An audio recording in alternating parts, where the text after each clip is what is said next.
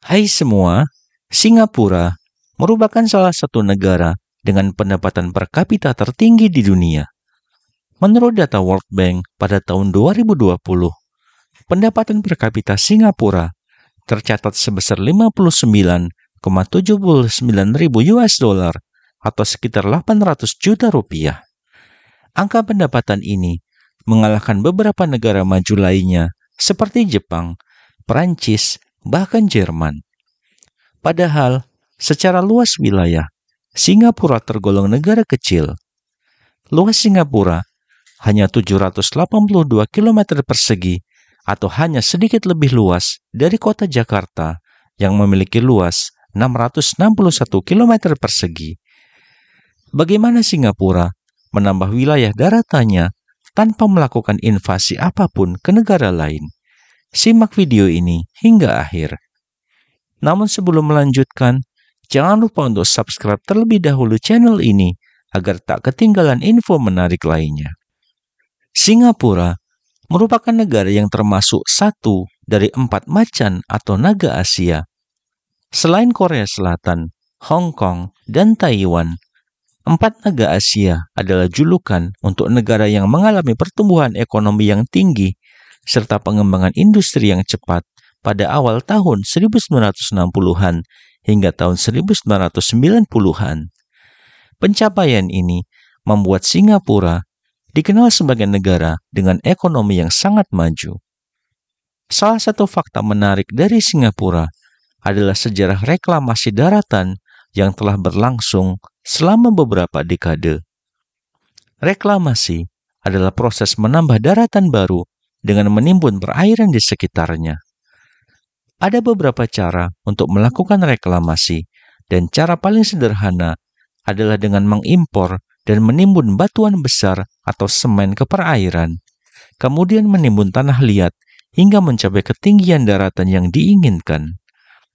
Singapura telah melakukan reklamasi pantai sejak tahun 1962. Reklamasi ini dilakukan untuk mengantisipasi perkembangan penduduk dan pertimbangan ekonomi bisnis di tengah wilayah daratan yang cukup sempit. Reklamasi pantai yang dilakukan di hampir semua wilayah pantai Singapura telah berhasil memperluas wilayah daratannya. Pada awal kemerdekaan, Singapura hanya memiliki luas wilayah sebesar 581 km persegi. Namun, pada tahun 2000-an, luas wilayah daratan Singapura telah mencapai 766 km persegi dan reklamasi tersebut terus berlanjut hingga saat ini dengan rencana baru akan diberhentikan pada tahun 2035. Proyek reklamasi tentu memerlukan material timbunan dan untuk perairan dangkal di sekitar Singapura, pasir merupakan opsi terbaik untuk reklamasi. Sayangnya, Singapura menggunakan terlalu banyak pasir sehingga menghabiskan stok pasir dalam negeri. Oleh karena itu, mereka berusaha mengimpor pasir dari negara-negara sekitar demi memenuhi kebutuhan reklamasi. Seiring berjalannya proses reklamasi, sumber pasir bangunan semakin langka. Pada tahun 1997, Malaysia mengumumkan larangan ekspor pasir. Kemudian pada tahun 2007, Indonesia juga melarang ekspor pasir ke Singapura. Larangan ini dipicu oleh ketegangan antara Singapura dan Indonesia terkait pulau-pulau di antara kedua negara. Kabarnya, penambangan pasir hampir melenyapkan pulau-pulau tersebut, padahal pada tahun itu, lebih dari 90% pasir impor Singapura berasal dari Indonesia. Larangan dari Malaysia dan Indonesia menaikkan biaya konstruksi sehingga memaksa pemerintah Singapura untuk mencari sumber pasir baru. Singapura terus mencari sumber karena negara-negara tetangganya juga melarang ekspor pasir. Pada tahun 2009, Vietnam mengikuti jejak Malaysia dan Indonesia dengan melarang ekspor pasir ke Singapura. Pada tahun yang sama, Kamboja juga melarang ekspor pasir, tetapi tidak secara total seperti negara-negara lain. Meski pasir dari dasar laut boleh diekspor, namun pasir sungai tidak boleh lagi dikeruk dan diperjualbelikan. Beberapa sungai yang secara alami terisi endapan pasir karena dekat dengan laut dikecualikan dari larangan tersebut. Tetapi, meski dibatasi, saat ini Kamboja merupakan pemasok pasir utama bagi Singapura. Sebagai pemasok 25% pasir di Singapura di tahun 2010, Kamboja mengalami perubahan ekosistem yang drastis setelah Sungai Tata yang dikecualikan dari larangan mulai digali. Pada tahun 2010, jumlah tangkapan ikan, kepiting, dan lobster warga setempat berkurang sebesar 85%. Jumlah wisatawan juga berkurang karena kebisingan proyek yang meningkat. Oleh karena itu, warga Kamboja meminta penambangan pasir untuk dihentikan.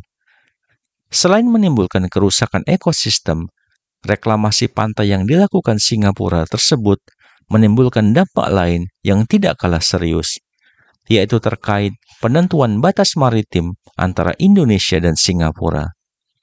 Reklamasi tersebut menyebabkan batas maritim antara Indonesia dan Singapura bergeser ke arah selatan. Menurut hukum internasional, hal ini dimungkinkan karena batas maritim kedua negara belum selesai ditentukan, dan dimungkinkannya Singapura menggunakan titik pangkal baru dari daratan hasil reklamasinya dalam penentuan batas maritim tersebut. Sedangkan batas maritim bagian tengah yang telah ditetapkan secara hukum tidak akan bergeser karena perjanjiannya tentang batas negara bersifat final dan tidak dapat diubah. Reklamasi pantai yang menyebabkan pergeseran batas maritim antara Indonesia dan Singapura tersebut membawa keuntungan bagi Singapura. Luas wilayah dan kedaulatan teritorialnya dapat bertambah. Sebaliknya, reklamasi pantai Singapura membawa kerugian yang besar bagi pihak Indonesia. Hal ini tidak hanya berdampak pada pengurangan luas wilayah Indonesia, tetapi juga berpotensi mengganggu hubungan diplomatik antar kedua negara.